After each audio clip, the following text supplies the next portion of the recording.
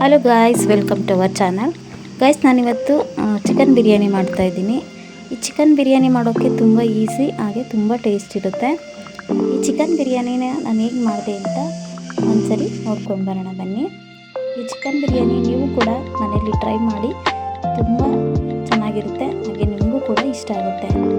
ಈಗ ನಾನು ಚಿಕನ್ ಬಿರಿಯಾನಿ ಮಾಡೋದಕ್ಕೆ 1 kg ಆಗುವಷ್ಟು ಚಿಕನ್ ತಗೊಂಡಿದ್ದೀನಿ. ಹಾಗೆ ಒಂದು 6 ಈರುಳ್ಳಿನ ಉದ್ದಕ್ಕೆ ಸಣ್ಣ ಕಟ್ ಮಾಡಿಟ್ಕೊಂಡಿದ್ದೀನಿ. ಹಾಗೆ ಶುಂಠಿ, ಬೆಳ್ಳುಳ್ಳಿ, ಹಸಿಮೆಣಸಿನಕಾಯಿ, ಪುದೀನ, ಕೊತ್ತಂಬರಿ, ಹಾಗೆ 2 ಟೊಮೆಟೊನ ಹಚ್ಚಿಟ್ಕೊಂಡಿದ್ದೀನಿ. ಹಾಗೆ ಪಲಾವ್ ಐಟಮ್ಸ್ ಕೂಡ ನಾನು ತೊಗೊಂಡಿದ್ದೀನಿ. ಈಗ ನಾನು ಚಿಕನ್ಗೆ ಅರ್ಧ ಸ್ಪೂನ್ ಆಗುವಷ್ಟು ಉಪ್ಪು, ಸ್ವಲ್ಪ ಅರಿಶಿನ ಪುಡಿ, ಸ್ವಲ್ಪ ಖಾರದ ಪುಡಿ ಅಂದರೆ ಒಂದು ಅರ್ಧ ಸ್ಪೂನ್ ಆಗುವಷ್ಟು ಖಾರದ ಪುಡಿ, ಅರ್ಧ ಸ್ಪೂನ್ ಧನಿಯಾ ಪುಡಿ, ಒಂದು ಅರ್ಧ ನಿಂಬೆ ಹಣ್ಣಿನ ರಸ, ಇಷ್ಟನ್ನು ಹಾಕ್ಬಿಟ್ಟು ಚೆನ್ನಾಗಿ ಮಿಕ್ಸ್ ಮಾಡಿ ಅದನ್ನು ಒಂದು 10 ನಿಮಿಷಗಳ ಕಾಲ ನೆನೆಯೋಕ್ಕೆ ಬಿಡ್ತೀನಿ. ಈ ಥರ ಮಾಡೋದ್ರಿಂದ ಬಿರಿಯಾನಿಯಲ್ಲಿ ಚಿಕನ್ನು ಸಪ್ಪೆ ಇರಲ್ಲ, ಅದು ತಿನ್ನೋಕ್ಕೆ ತುಂಬ ಚೆನ್ನಾಗಿರುತ್ತೆ. ಈಗ ನಾನು ಮಿಕ್ಸಿ ಜಾರ್ ತಗೊಂಡು ಮೊದಲು ನಾನು ಶುಂಠಿ ಮತ್ತು ಬೆಳ್ಳುಳ್ಳಿನ ಪೇಸ್ಟ್ ಮಾಡ್ಕೊತೀನಿ. ನೋಡಿ, ಈಗ ಪೇಸ್ಟ್ ಮಾಡಿಕೊಂಡು ಅದನ್ನು ಒಂದು ಬೌಲ್ಗೆ ಎತ್ತಿಟ್ಕೊತೀನಿ. ನಂತರ ಅದೇ ಜಾರ್ಗೆ ಕೊತ್ತಂಬರಿ ಸೊಪ್ಪು ಮತ್ತು ಪುದೀನ, ಹಸಿಮೆಣಸಿನಕಾಯಿ ಈ 3 ಹಾಕ್ಬಿಟ್ಟು ಅದನ್ನು ಕೂಡ ಗ್ರೈಂಡ್ ಮಾಡಿಕೊಂಡು ಪೇಸ್ಟ್ ಮಾಡಿ ಎತ್ತಿಟ್ಕೊತೀನಿ. ನೋಡಿ, ಈಗ ಗ್ರೈಂಡ್ ಆಗಿದೆ. ಓಕೆನಾ?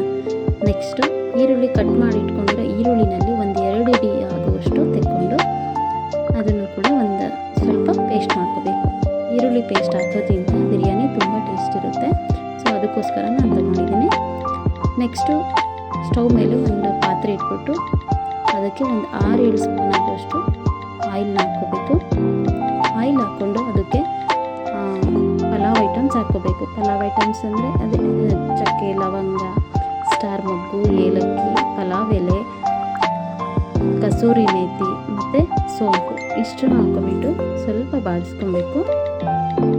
ನೋಡಿ, ಈ ಥರ ಬಾಡಿಸ್ಕೊಂಡ ನಂತರ ಅದಕ್ಕೆ ಕಟ್ ಮಾಡಿ ಇಟ್ಕೊಂಡಿರೋ ಈರುಳ್ಳಿ ಹಾಕಬೇಕು. ನೋಡಿ, ಈರುಳ್ಳಿನ ಹಾಕಿ ಸ್ವಲ್ಪ ಹೊತ್ತು ಫ್ರೈ ಮಾಡ್ಕೋಬೇಕು. ಈರುಳ್ಳಿ ಒಂದು ಅರ್ಧ ಫ್ರೈ ಆದಮೇಲೆ ಅದಕ್ಕೆ ಹೆಚ್ಚಿರೋ ಟೊಮೆಟೊನ ಹಾಕ್ಕೋಬೇಕು. ಟೊಮೆಟೊ ಹಾಕ್ಕೊಂಡು ಸ್ವಲ್ಪ ಹೊತ್ತು ಫ್ರೈ ಮಾಡ್ಕೋಬೇಕು.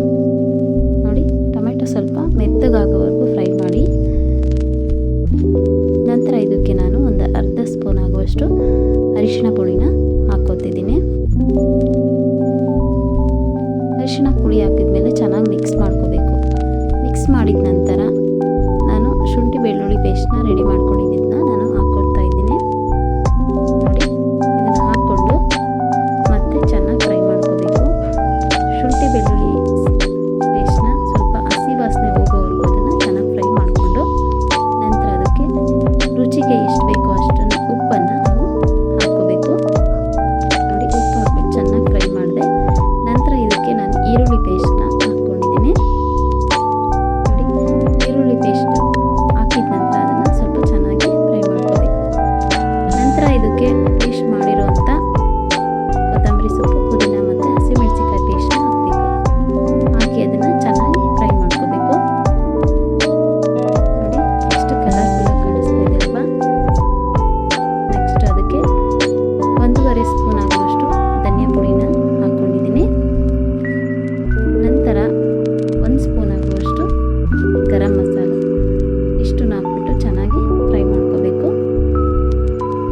ನೋಡಿ, ನೀಟಾಗಿ ಫ್ರೈ ಮಾಡಿ ಅದನ್ನು ಸ್ವಲ್ಪ ಹೊತ್ತು ಮುಚ್ಚಿಡಬೇಕು. ಮುಚ್ಚಿಟ್ಟು ನಂತರ ಅದನ್ನು ಓಪನ್ ಮಾಡಿ ನೋಡಿ, ಎಣ್ಣೆ ಬಿಡ್ತಾ ಇದೆ ಅಲ್ವಾ? ನೀಟಾಗಿ ಎಣ್ಣೆ ಬಿಡೋವಾಗಲೂ ಚೆನ್ನಾಗಿ ಫ್ರೈ ಮಾಡ್ಕೋಬೇಕು. ಈ ಥರ ಫ್ರೈ ಮಾಡೋದ್ರಿಂದ ತುಂಬ ಟೇಸ್ಟ್ ಇರುತ್ತೆ ಬಿರಿಯಾನಿ. ಹಾಗೆ ಇದಕ್ಕೆ ನಾನು ನೆನೆಸಿಟ್ಟಿರುವಂಥ ಚಿಕನ್ನ ನಾನು ಇವಾಗ ಆ್ಯಡ್ ಮಾಡ್ತಾ ಇದ್ದೀನಿ. ಚಿಕನ್ ಹಾಕಿ ನಾವು ನೀಟಾಗಿ ಫ್ರೈ ಮಾಡ್ಕೋಬೇಕು. ಚಿಕನ್ ನೀಟಾಗಿ ಮಿಕ್ಸ್ ಮಾಡ್ಕೋಬೇಕು. ನೋಡಿ, ಚೆನ್ನಾಗಿ ಮಿಕ್ಸ್ ಆದರೆ ಚಿಕನ್ಗೆ ಉಪ್ಪು ಖಾರ ಎಲ್ಲ ನೀಟಾಗಿ ಹಿಡಿಯುತ್ತೆ, ಸಪ್ಪೆ ಬರಲ್ಲ.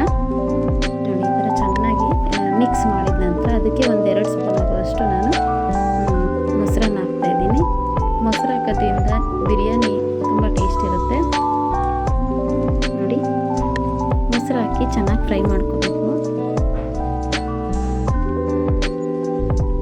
ಮೊಸರು ಹಾಕಿ ಚೆನ್ನಾಗಿ ಫ್ರೈ ಆದಮೇಲೆ ಸ್ವಲ್ಪ ಹೊತ್ತು ಅದನ್ನು ಮುಚ್ಚಿ ಬೇಯಿಸಬೇಕು.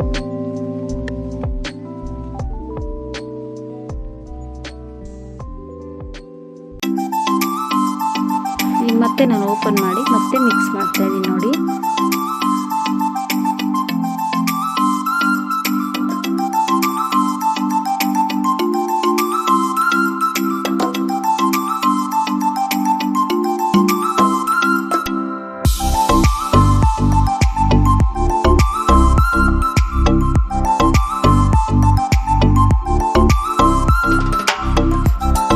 ಚೆನ್ನಾಗಿ ಮಿಕ್ಸ್ ಮಾಡ್ಕೋಬೇಕು.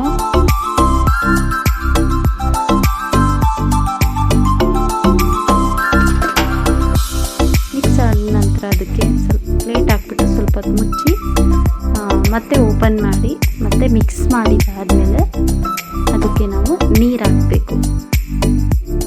ನೀರನ್ನು ನಾನು ಬಿಸಿನೀರು ಹಾಕ್ತಾಯಿದ್ದೀನಿ. ಮೊದಲೇ ನಾನು ಎಷ್ಟು ಬೇಕೋ ಅಷ್ಟು ನೀರನ್ನು ನಾನು ಇನ್ನೊಂದು ಪಾತ್ರದಲ್ಲಿ ನೀರನ್ನು ಕಾಯಿಸಿಟ್ಕೊಂಡಿದ್ದೆ. ಆ ನೀರನ್ನು ಇವಾಗ ಬಿಸಿ ನೀರನ್ನು ನಾನು ಇವಾಗ ಬಿರಿಯಾನಿಗೆ ಹಾಕ್ತಾಯಿದ್ದೀನಿ. ಈಗ ನೋಡಿ, ಬಿಸಿನೀರು ಹಾಕೋದ್ರಿಂದ ಬೇಗ ಕುದಿ ಬಂತು. ನೋಡಿ, ಕುದೀತಾ ಇದೆ ಆಲ್ರೆಡಿ. ಮತ್ತು ಅನ್ನ ಕೂಡ ಉದುರುದ್ರಾಗಿರುತ್ತೆ. ಫ್ರೆಂಡ್ಸ್, ಈ ಟಿಪ್ಸ್ನ ನೀವು ಫಾಲೋ ಮಾಡಿ ನೋಡಿ, ಬಿರಿಯಾನಿ ತುಂಬ ಚೆನ್ನಾಗಿ ಬರುತ್ತೆ.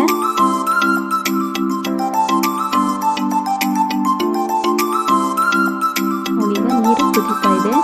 ಇದಕ್ಕೆ ನಾನು ಇವಾಗ ಅಕ್ಕಿ ಹಾಕ್ತಾ ಇದ್ದೀನಿ. ನಾನು ಇದಕ್ಕೆ ಸೋಡಾ ಮಸಾಲೆ ಅಕ್ಕಿ ತಗೊಂಡಿದ್ದೀನಿ. ಅಕ್ಕಿ ಹಾಕ್ಬಿಟ್ಟು ಚೆನ್ನಾಗಿ ಮಿಕ್ಸ್ ಮಾಡಿಬಿಟ್ಟು ಅದನ್ನು ಕ್ಲೋಸ್ ಮಾಡಿ ಸ್ವಲ್ಪ ಹೊತ್ತು ಬೇಯಿಸಬೇಕು. ಓಕೆನಾ?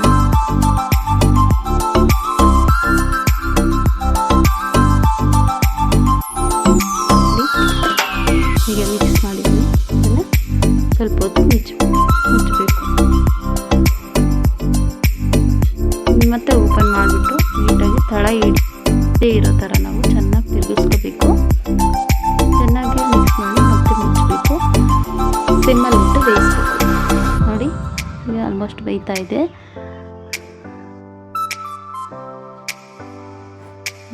ಮತ್ತೆ ಇನ್ನೊಂದ್ಸರಿ ಅವಾಗವಾಗ ನಾವು ತಿರುಗಿಸ್ತಾ ಇದ್ದರೆ ತಳ ಹಿಡಿಯಲ್ಲ. ನೀಟಾಗಿ ಮುಚ್ಚಿ ಬೇಯಿಸಿದ್ದೀನಿ.